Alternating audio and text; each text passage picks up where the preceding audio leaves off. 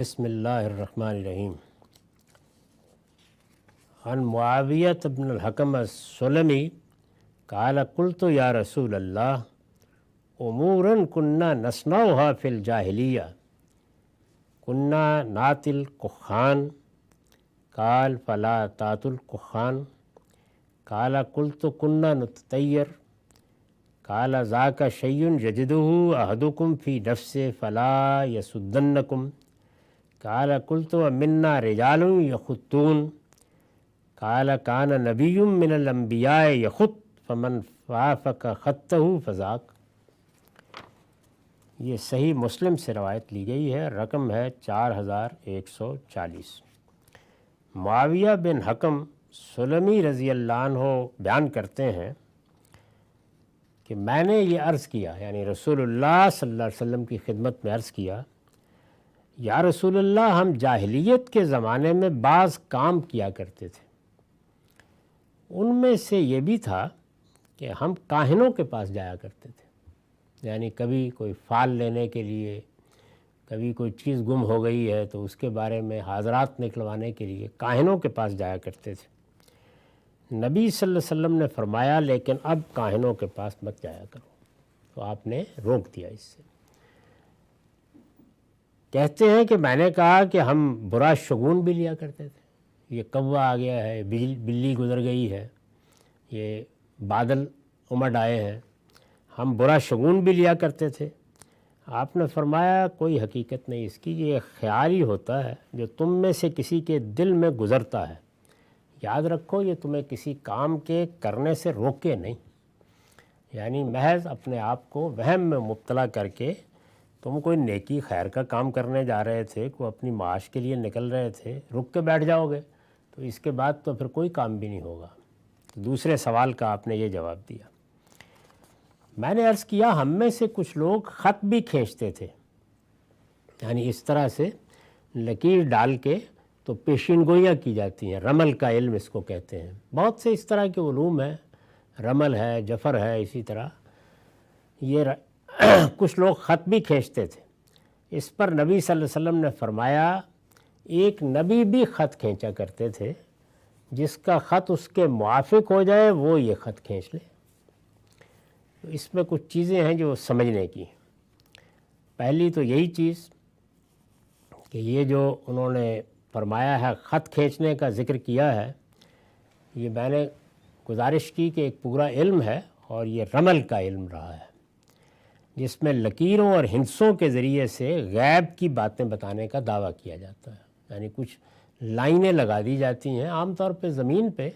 اور اس سے وہ کچھ حساب کتاب کر کے جیسے ذائچے بنائے جاتے ہیں تو یہ چیزیں بتاتے تھے۔ رسول اللہ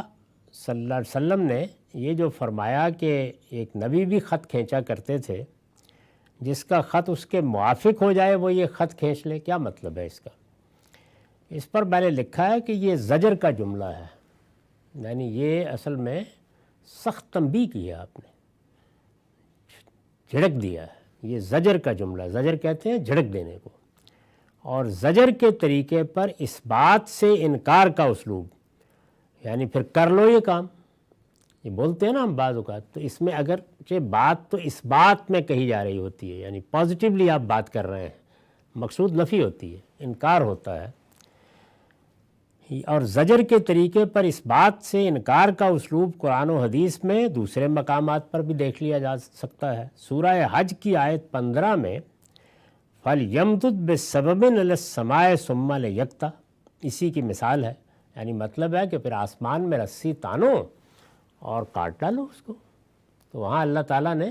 بہت سختی کے ساتھ یہ بات کہی ہے، پھر کر لو جو کرنا ہے، جیسے ہم بولتے ہیں، یہ اس طرح کی چیز ہے۔ مطلب یہ ہے کہ تم میں سے کوئی نبوت کے منصب پر فائز کر دیا گیا ہے تو یہ کر لے۔ اللہ کے ایک پیغمبر اس طرح سے پیشین گوئی کیا کرتے تھے، تو اگر تم میں سے بھی کسی کو اللہ نے اس منصب پر فائز کر دیا ہے تو کر لے،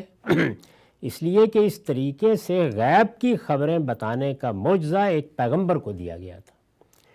اور معجزات پیغمبروں ہی کو دیے جاتے ہیں۔ کسی دوسرے کی طرف سے اس طرح کے دعوے محض اوہام ہے، محض وہم ہے، جن سے دور ہی رہنا چاہیے۔ یہاں یہ واضح رہے کہ یہ غالباً اسی طرح کا معجزہ تھا جیسے مسیح علیہ السلام نے اپنے بارے میں فرمایا ہے کہ میں تمہیں بتا سکتا ہوں جو کچھ تم کھا کر آئے ہو اور جو کچھ اپنے گھروں میں جمع رکھتے ہو۔ سورہ آل عمران میں بیان ہوا ہے نا یہ۔ تو اسی طرح کا معجزہ کسی پیغمبر کو دیا گیا، تو آپ نے فرمایا کہ اس طرح خط کھینچ کر لوگوں کو یہ بتانا کہ تم کیا کر کے آئے ہو اور کیا کرو گے، یہ پیغمبروں کے معجزات میں سے ہیں۔ ایک پیغمبر کو ایک معجزہ دیا گیا، تم میں سے کوئی پیغمبر ہو گیا ہے تو کر لیا کرے یہ کام۔ تو اس طرح گویا آپ نے ڈانٹ پلا دی، چھڑک دیا کہ یہ کوئی صحیح طریقہ نہیں ہے۔ تینوں ہی چیزوں کے بارے میں فرمایا کہ یہ محض اوہام ہے، کوئی آدمی بھی ان کے قریب نہ جائے۔ اب ظاہر ہے کہ یہاں یہ سوال پیدا ہوتا ہے کہ اس طرح کے علوم تو لوگوں میں رہتے ہیں اور کسی نہ کسی حد تک ان کا شیوع بھی ہوتا رہتا ہے، تو رسول اللہ صلی اللہ علیہ وسلم نے اس میں یہ تعلیم دی ہے کہ کوئی علم جب تک باقاعدہ ایک سائنس نہیں بن جاتا، یعنی وہ تجربے اور مشاہدے کی چیز نہیں بن جاتا، اس میں ویریفیکیشن نہیں ہو جاتی، اس وقت تک اس کو اوہام کے درجے ہی میں رکھا جائے گا۔ اور چونکہ اس کا تعلق اب غیب کی چیزیں بتانے سے ہے، تو جو اس کے درپے ہوگا اس کے اندر اوہام ہی کی شخصیت نشو و نما پائے گی۔ تو اگر ان علوم کے اندر کوئی چھوٹی بڑی حقیقت بھی ہو تب بھی ان کے پاس جانے سے گریز کرنا چاہیے، کیونکہ یہ آدمی کے اندر مشرکانہ رویوں کو پیدا کرنے کا باعث بنتے ہیں اور اس کی شخصیت کو ایک غیر عقلی شخصیت بنا دیتے ہیں۔ اللہ نے جو فیصلے کرنے کے لیے انسان کو صلاحیتیں دی ہیں، ان کے بجائے وہ انہی چیزوں کے پیچھے پڑتا ہے۔ اس کو ہاتھ دکھا لیا، اس سے کنڈلی نکلوا لی، اس سے زائچہ بنوا لیا، تو نتیجہ یہ نکلتا ہے کہ سیاست میں، معیشت میں، معاشرت میں تمام فیصلے وہ وہم کی نظر ہو کر رہ جاتے ہیں۔ اور انسان کو اللہ تعالیٰ نے جو علم دیا ہے وہ ظاہر ہے کہ یا اپنے پیغمبروں کے ذریعے سے دین کا علم دیا ہے اور یا دنیوی علوم ہے، تو بجائے اس کے کہ وہ ان علوم میں ترقی کرے اور ان کے اندر اترے اور ان کی حقیقت کو جانے، وہ ایسے ہی اوہام میں مبتلا ہو کر اپنے آپ کو بھی اور اپنی قومی قوت کو بھی برباد کرتا ہے۔ تو حضور نے اس کو ایک لمحے کے لیے بھی گوارا نہیں کیا، یعنی ان کے اندر اگر کچھ حقیقت ہو بھی تب بھی ہمیں روک دیا گیا ہے کہ ہم ان کے قریب نہ جائیں۔ تو ہر مسلمان کو یہی رویہ اختیار کرنا چاہیے، کیونکہ شرک سے بھی بچنا ہے اور اوہام سے بھی بچنا ہے۔ وہم اپنی ذات، اپنی شخصیت کی نفی ہے۔ انسان کو اللہ تعالیٰ نے علم و عقل پر مبنی شخصیت دی ہے، اس کا امتیاز یہی ہے، اور اس کو تمام فیصلے اسی اصول پر، اسی طریقے سے کرنے چاہیے، یعنی علم کی بنیاد پر، عقل کی بنیاد پر،